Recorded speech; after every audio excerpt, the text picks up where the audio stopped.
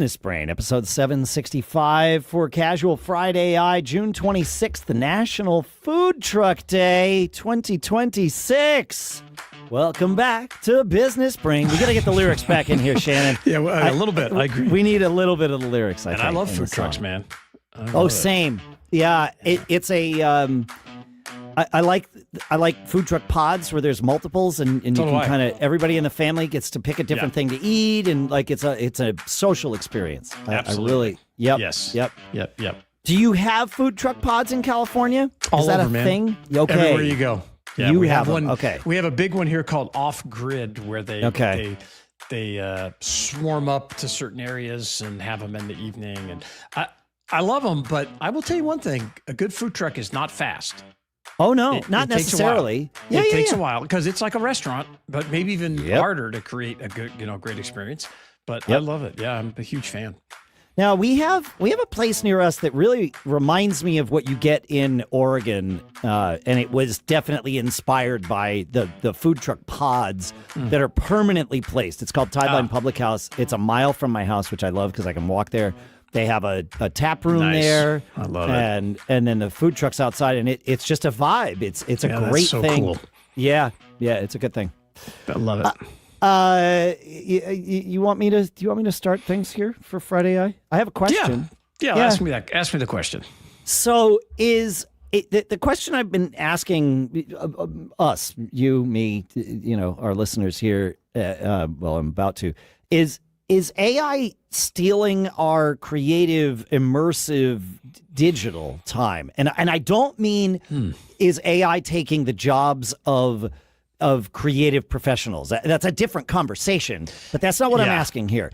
What I'm asking is AI is such a compelling distraction that, like social media, it's taking the time that we're on our devices that we could be creative with, and we're simply doing something else. Yes. Great. Thanks for the show, that's folks. It. Have a good weekend. Let me find the theme music again. Yeah, that's right. Yes. I also think, and I'm not sure if you mean this, but I have seen a lot of this in the last 6 months with clients and members in our mastermind where they are building something in AI instead of taking action to really get something done. Yes. Instead of, like, in my mastermind is full of resellers, right? So instead of focusing on reselling and listings and taking pictures and buying stuff to sell, they're building an app. They're going down a rabbit hole, and some of them, it's great. And even halfway done, it could be very, helpful and productive.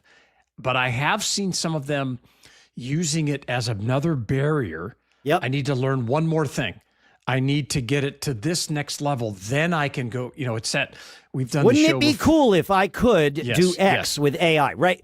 And all of that can live under the guise of this is productivity. And that's correct. Some of it can fake be productivity. It's faux-ductivity. Faux-ductivity.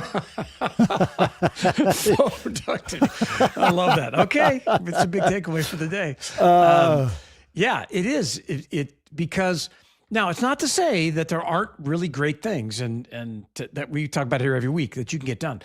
But I think you have to be self-aware. If you're one of these types of people, and I find myself doing it too, no, not pointing fingers at you, not at you, but you can point them at me. I'm sure it's true. Yes. It is easy to sit down and, go through these motions and prompts and try to make things and do all this stuff instead of because it's not as hard as it used to be.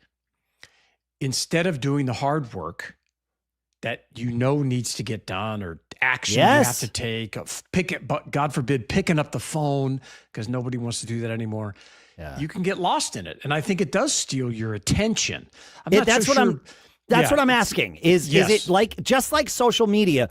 I think so. But for different reasons, different reasons. I don't know. It might all be related to the dopamine. I mean, the thing is, like, AI can, and I've said it before and I will say it again, it remains true that AI not just can be, for me, is the single biggest procrastination eliminator I've ever found. Because I can be thinking, oh, I don't want to do that stupid grunt work or whatever. And then I ask AI about it. And now I'm in it, right? It's a trick. It's a brain hack to get me in it. And sometimes it's actually helping me with the thing. Yes. Sometimes it's not, but it doesn't matter because it's got me started on the thing, right? Or I've gotten myself started with it. The problem is it's a fine line between, am I going to, I'm at this point where I don't want to do the thing. And so I use AI and I ask it basically help me with blank page syndrome, in whatever context that matters in that particular moment. And sometimes it gets me right on the path and I'm good to go. And other times it's like, or you could be faux-ductive with this other path and now I'm lost, right? And exactly. So I think we need to be aware of that. And again, this isn't new with AI. We computers in general, screens, television did this to us too, right? Like this. Yeah. There's a million things, but I think it is easy to. Social media is the worst, right? Easy to lose an hour, just like, oh shoot, what time? Oh my gosh, I just got lost in all this Instagram or whatever you're looking at. But it's you got to be careful that. It's asking yourself that question. Is this the best use of, what are you trying to achieve? Like my thing I ask every single day, what's the most important thing to do to generate revenue? Because every day I start at 0. In the morning, 0. So I'm like, okay, what is the most important thing to do? It may be spending an hour with an AI, Correct. with Claude figuring stuff out. And I have some examples of that we're going to talk about later on this episode. Or it may be, you know what? I need to get up and go out and record some video, or I need to get on the phone because I have this problem I need to get resolved, or, something you really don't want to do. Like, man, I got to call the IRS back, or I have to deal with the county, or I got to deal with those things we all just hate.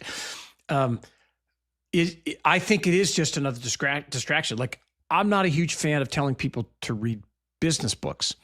I like reading business biographies. I happen to think they're more impactful to me because they're more story driven and I retain them better. But nuts and bolts, figuring out strategies and stuff from a book, it's just not for me. And I think it's just another way to procrastinate. And I think you can do the same thing with AI for sure in a heartbeat. I love this. And if you have thoughts on it, folks, feedback@businessbrain.show. I have a question, though, that came to me while we were having this conversation. You mentioned your mastermind. Why don't we have a Business BrAIN Mastermind? And when I say brain and I stretch the word out, I mean BRAI, capital AIN. This seems to be right in our wheelhouse. Like, this is the mastermind for us to create, I think. Yeah, I would agree. This would be for you listening. So you got to let us know if this is something that resonates with you. But I think there's a world here for us. Yeah, I love it. If we had, if there was demand where people wanted to come be a part of a community and all those kinds of things, I think it's a great vehicle for everyone to learn and to help out. And I've seen it with my mastermind over and over again. The key is velocity.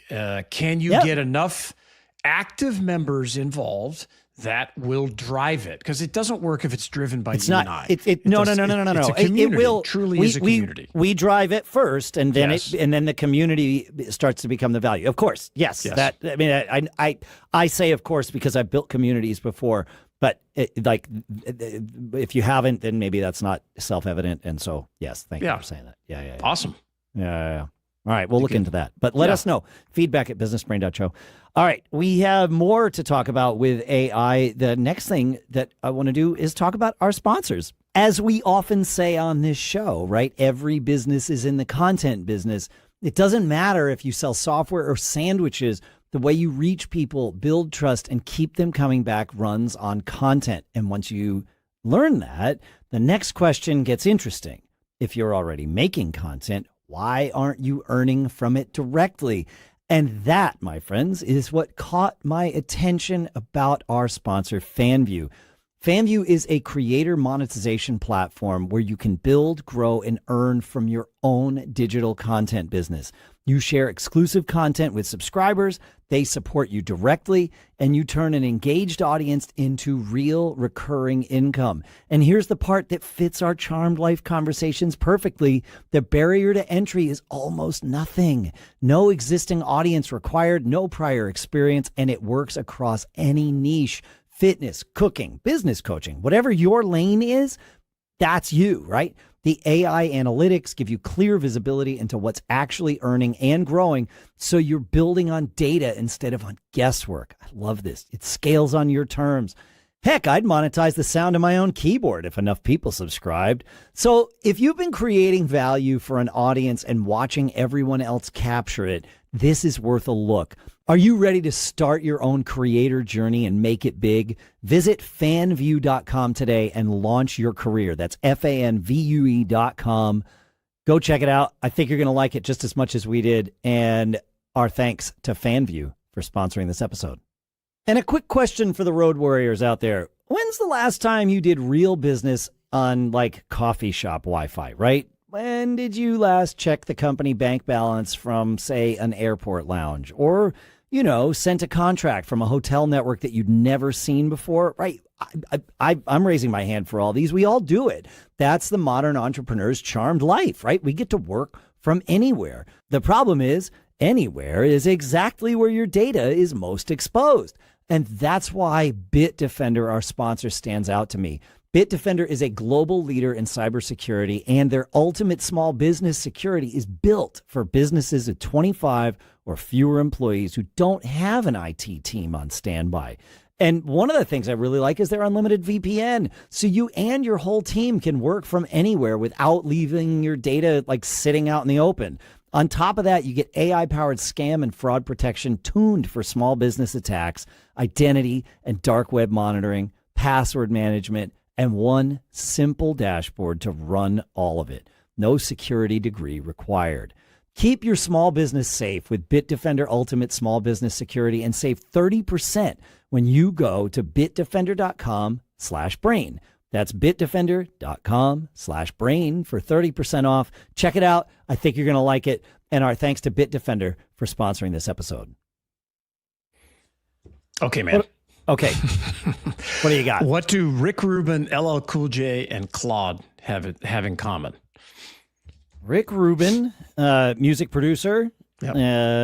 LL Cool J, music producer and singer, yeah. Artist, singer, yeah. I mean, Rick could arguably be there. Claude, I'm assuming we're talking about the Claude from Anthropic. So yes, we are. Since it's Friday. Non-corporeal. I don't know what thing. That word means. So it means it has no body. It has no body. No body. No, right. not human. Yes, okay. Non-corporeal. So, Rick Rubin, I was listening to something about his biography or whatever, and he famously, when he produced LL Cool J's first big hit called "I Need a Beat" and his album Radio, and he listed himself as the reducer, not the producer. And that's his role. I'm not a producer. I'm a reducer. And I've been using Claude for the last few weeks to improve my newsletter. So I use kit.com to run my newsletter, for my personal newsletter. We've got about 22,000 subscribers. But I've seen my click-through rate drop, and I've seen the open rates drop. And so I said, wow, that's interesting. I'm going to get Claude in because we talked about MCPs last week. So Kit came out with an MCP link. I put it into Claude in the connection section.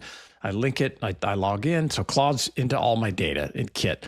And I pull it up. Hey, what's going on? I don't do big giant prompts as much anymore. I have conversations more in the sense of I tell it, this is what I want to achieve. I need you to ask me questions. We need to narrow down what's going on. And the biggest thing Claude did for me was acting as a reducer. Yeah. It eliminated so much of, it asked me, what do you want to achieve? I do two newsletters a week. Tuesday's a story newsletter, and Thursdays are a deal newsletter. They each are they're supposed to achieve different things. The story newsletters shows you results and how reselling has impacted my life and my mastermind members' lives. Is to get you to join the mastermind. The deal newsletter is different. It's to get you to register for deals or to come follow me on YouTube where I do deal deep dives. Okay. Well, it turns out Claude was very good at pointing out, he's like, you're confusing people. You've got way too many links. You've got too many options. You've got too many calls to action.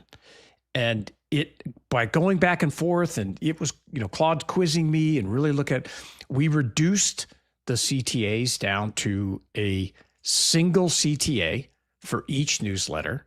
Yep. And why we did that, we also worked on subject lines and previews, came up with a predictive. I fed it. Well, it had all my data, and it's like, well, these were good. And then they started to drop.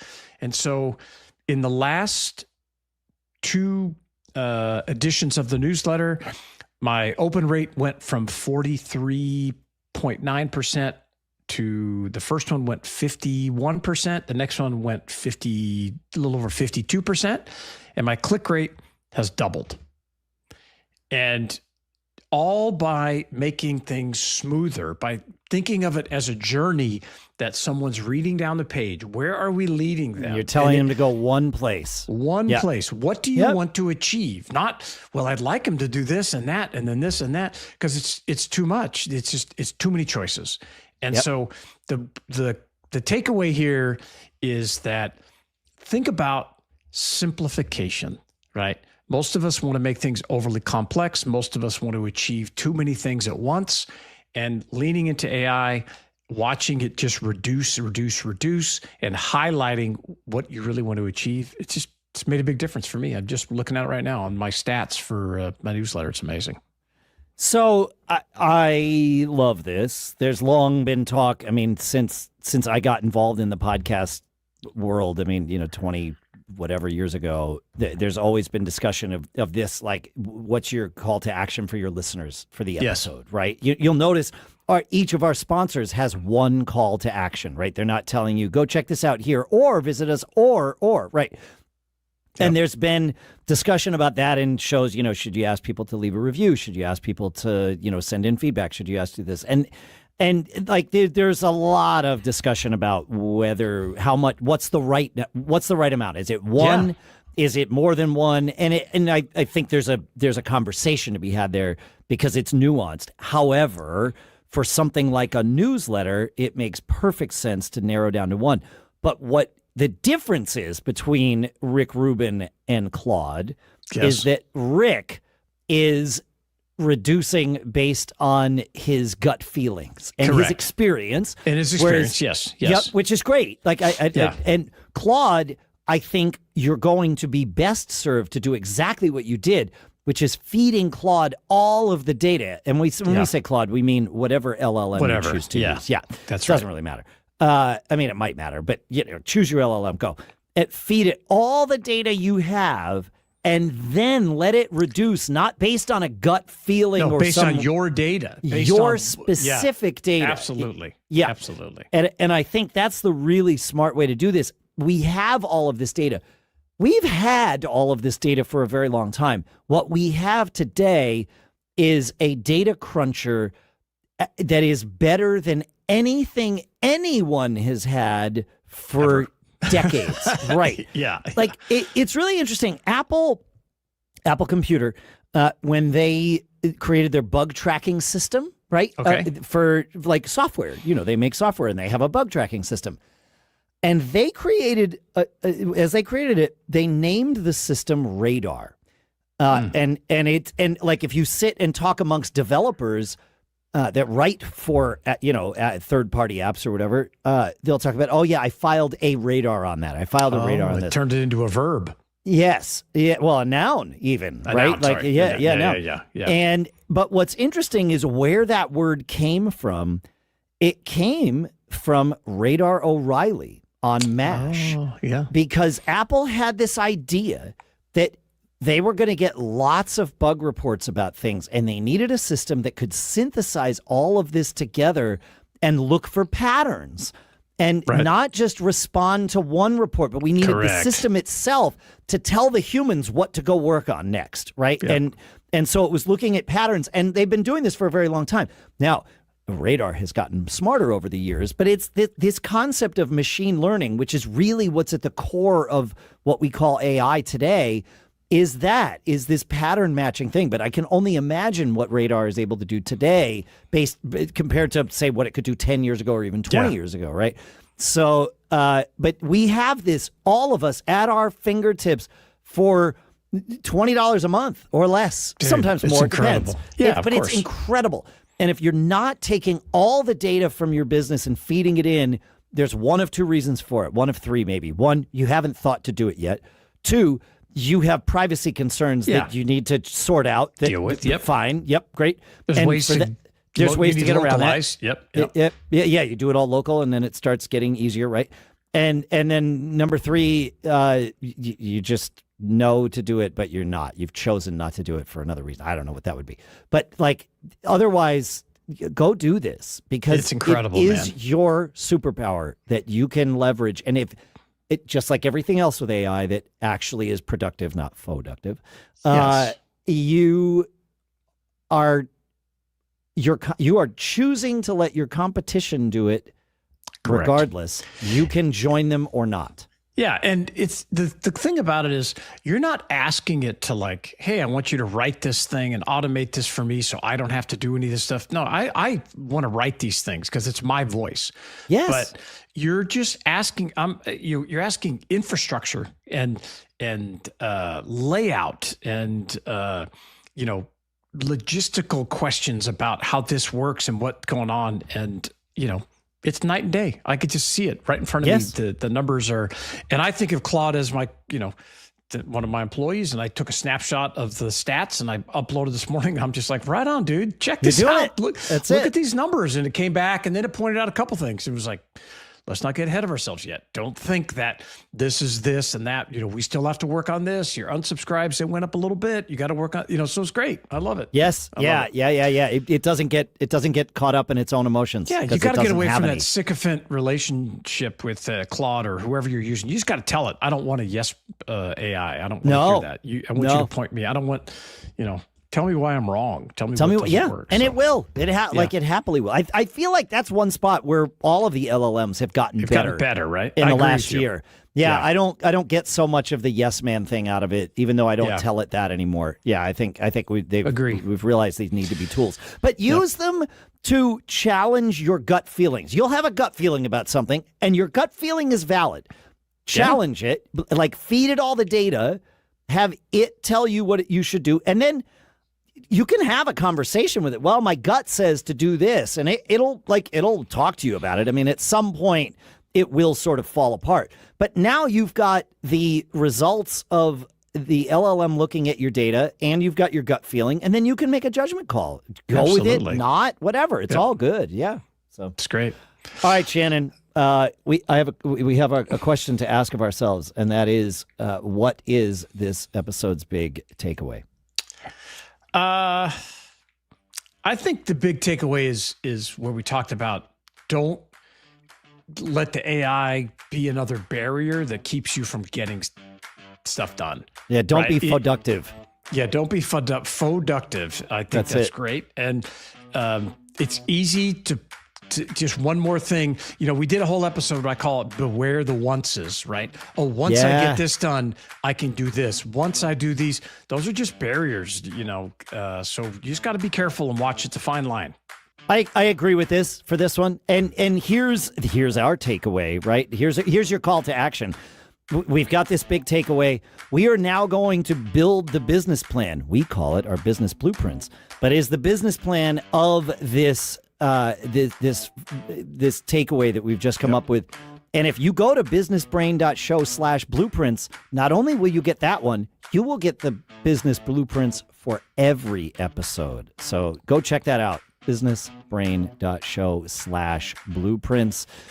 It's been great hanging out, folks. Thanks for your time. Thanks for everything. And have a great weekend. We'll see you next week. Yeah, see you. Take care.